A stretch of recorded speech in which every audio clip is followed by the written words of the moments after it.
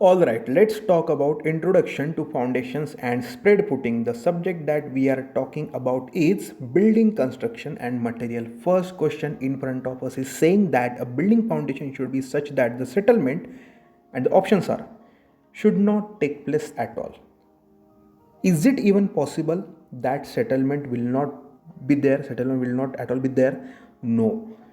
When you are constructing a structure, when you are going for construction of a building, then after the construction the settlement are going to be there. The settlements will definitely be there, but the thing is, the settlement should not be uneven. There should not be any unequal settlement, non-uniform settlement. The settlement should be uniform or even, and the settlement should be in or within prescribed limit. This is the only thing we can do about settlement, that to keep it within the limit and to control it, that such that it doesn't go in uncontrolled or uneven or unequal manner. Okay, therefore first option is meaningless here, that the settlement should not take place at all. No such kind of foundation is there, or it doesn't practically exist yet, that no settlement will take place is possible. Okay, then settlement should be uneven. Do you want the settlement below your structure to be uneven? No, the settlement should be equal, the settlement should be uniform, the settlement should be even. Therefore option B gets ruled out here. Then the settlement should be even and within limit. Yes, that's the thing we are talking about, that a building foundation should be such that the settlement should be even and it should be within limits. This is the only correct thing that is appearing in the option. Therefore the most correct option here is, no, not even the most correct, the perfect option here is option C. Okay, none of the above gets ruled out here because we have found the correct answer here. All right, let's go to question number next. Okay, reason or reasons behind unequal or differential settlement is are. Okay, when they are saying reason or reasons and they are having the is are thing over there, it means that maybe number of options are correct here, and since we are looking at option D, which is all of the above, let's try to settle down at least with two correct options so that we can directly tick all of the above. We don't even have to look at the third option, but let's see all the three options here. Okay, slow consolidation of saturated class. Yes, the consolidation process over the period of years or the period of months or over the period of years is going to cause some kind of unequal settlement, differential settlement, because the rate of consolidation, the manner, the fashion of consolidation may not be same at the all points. Okay, at every corner of the foundation it is not going to be the same. That's why it may be a reason for the unequal or differential settlement. Therefore option A is right here. Then shrinkable and expansive soil. The best example you can talk about regarding shrinkage and expansion when added with or when removed with, when kept absent with moisture content, is black cotton soil. Add moisture to black cotton soil and it is going to expand, it is going to swell, and when you are going to remove the moisture from black cotton soil, it is going to shrink. Therefore this shrinking and expansion, shrinking and swelling cycle are going to put a tremendous amount of stress on the foundation into which the soil is contact with. That's why the shrinkable and expansive soil are or may be the reason behind unequal or differential settlement. Therefore option B is right here. Uplift pressure. Yes, the upthrust that the foundation, that the structure is going to experience may not be uniform in all direction or over the overall area of the foundation. Okay, that's why uplift pressure, the intensity of uplift pressure, the magnitude of uplift pressure may not be the same at all the corners of the foundation or all the points of the structure upon which it is acting. Therefore uplift pressure may also be the reason for unequal or differential settlement of the structure. That's why all of the above is the best scene we can go with. Okay, all the three reasons are the probabilities behind unequal or differential settlement of the structure. Okay, let's go to question number next. Okay, foundation reduces the load intensity of superstructure by. Okay, the function that the foundation is doing is decreasing the load intensity. Let's first of all see what load intensity is, or simply what intensity is. Intensity is denoted by I, which is given by the fraction load divided by area. Now the thing is, whenever you are constructing a structure, the load for that specific size, the magnitude or the expanse of the structure is going to be the same, constant. Means you cannot directly reduce the load, you cannot just take off some load in order to decrease the value of intensity. But the thing you can do here is you can increase the area. Okay, for example, this is the structure. Okay, and if you keep directly on the soil, then intensity, load of the structure is going to be the same and the area here is less. But what if you increase the area of the structure, then keep it on the ground? What is going to happen? Area, this denominator has increased, that's why it will cause a reduction, a considerable reduction in the intensity. Okay, this is how foundation is reducing the load intensity of superstructure. Let's find out if we find the same thing in the options. Okay, the first option is saying by having a firm contact with the soil below. Yes, this is a fact, this point is correct, that a foundation maintains or it keeps a firm contact with the soil below. But the thing is, having a firm contact and reducing the load intensity are not at all related to each other. These two things are correct, these two things are true in their own aspect, but having a firm contact and reduction of load intensity are not having any similitude in their functionality, or they don't have any direct relation in between. Okay, although a foundation has a firm contact, but it doesn't at all help in reducing the load intensity. All right, then distributing the total load to large area. Yes, we just talked about this thing, I is equal to load upon area. Total load is going to be the same. Now if you increase the area, then the intensity is going to reduce. That's why option B seems to be right here. Then acting as a cushion for superstructure. See, when we are talking about a structure, then it is having this two part, superstructure and substructure, or superstructure and foundation. Now these two are integral part of a structure. A specific thing in between these two, that is the substructure cannot just behave as a cushion. It is not a cushion. Okay, it is the integral part of the structure which is carrying the load of superstructure and effectively transmitting it to the soil upon which the structure is constructed. Therefore, when we are saying that it is acting as a cushion, this point is not right here. Okay, for example, if you want to imagine what a cushion is, see, when you are wearing your footwear, okay, when you are having your flip-flops or sandal or shoes, then the sole of the shoe is acting as a cushion in order to provide comfort to your feet. Okay, that's what a cushion does. Okay, here we are talking about foundation, which is not acting as a cushion but a mean or a transfer medium to effectively dissipate the load of the superstructure to the soil below. That's why option C is wrong here. Option D gets ruled out because we have found the correct option, which is option B.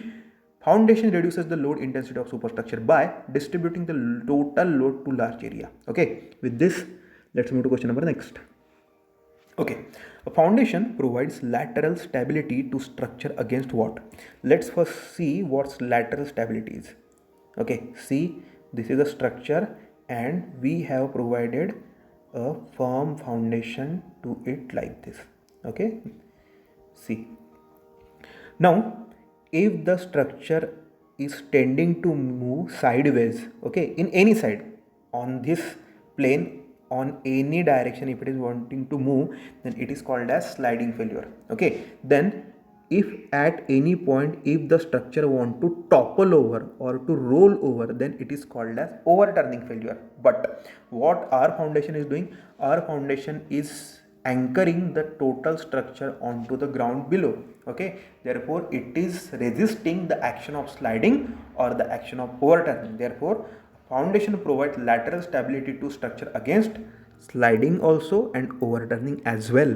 Therefore option we should go with is both of the above, because both these things are tackled by providing lateral stability. Okay, let's go to question number next. Okay, how a foundation should be? A foundation should be such that it should not impair the stability of the structure. Yes, when we are constructing a foundation, when we are having a substructure which is supporting the superstructure, then it should not at all interfere with the stability of the structure.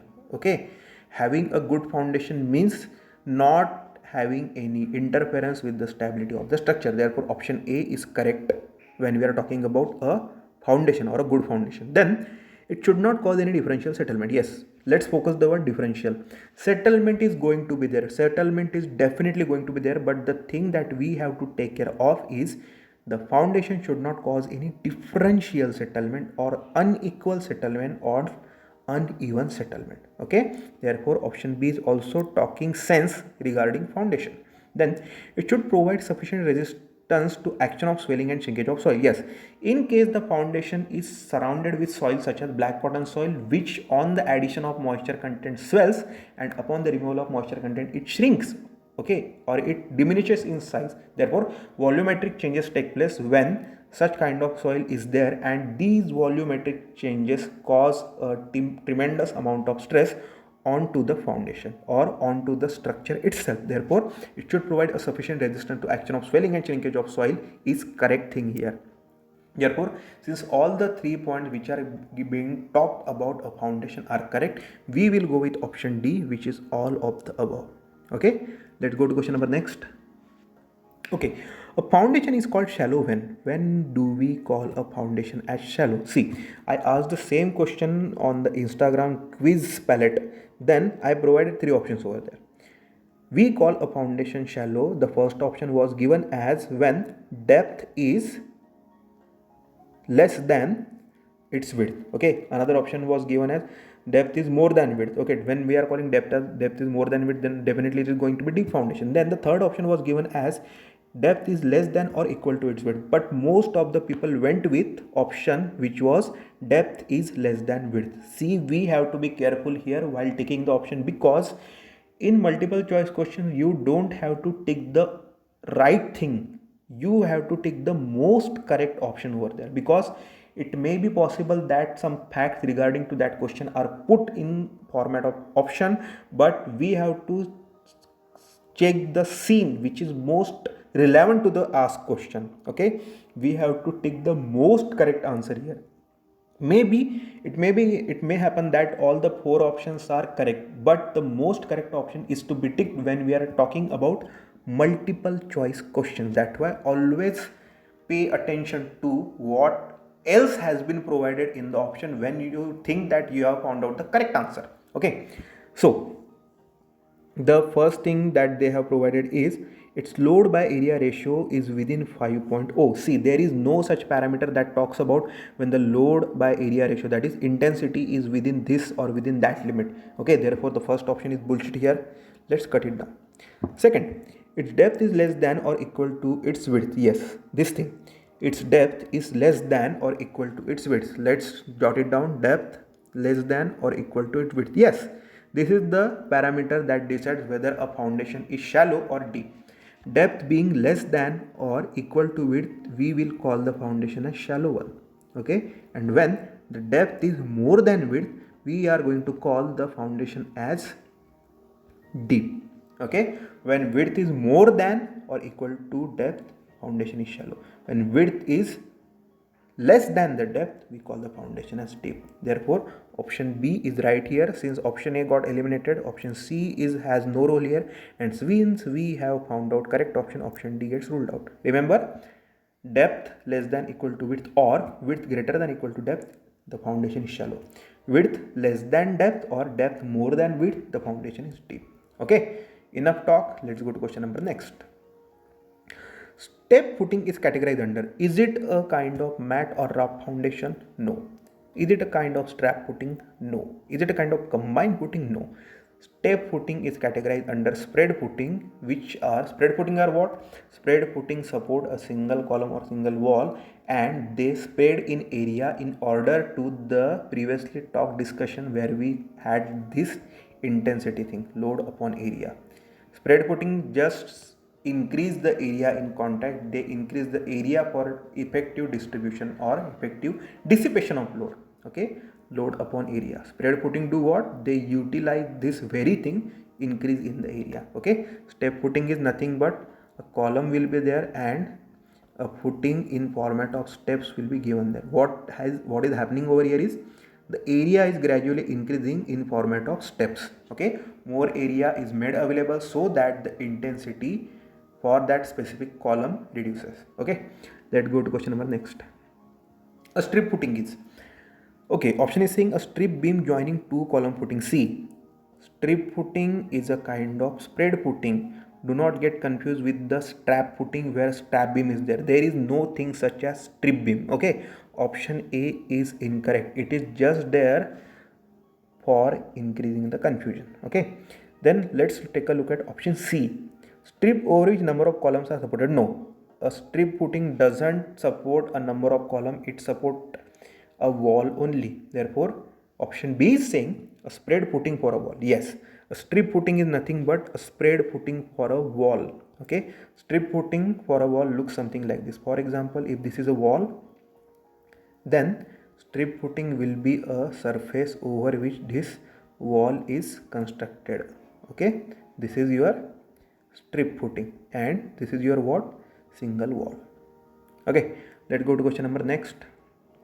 Okay, a slope footing is the one which is a type of spread footing. Yes, slope footing, step footing are types of spread footing. Then it has a slope toward bottom. Yes, the name itself it is suggesting that slope footing will obviously have a slope. Okay, option B is right. Then a slope footing is the one which carries single heavily loaded column. Yes, whenever we are talking about spread footing, then isolated column is there which is loaded and the column's load is taken down to the soil below by having a spreaded area of the footing or the foundation. Okay, a slope footing looks something like this. For example, this is the column, then a slope is provided, then the footing is ultimately kept over the soil.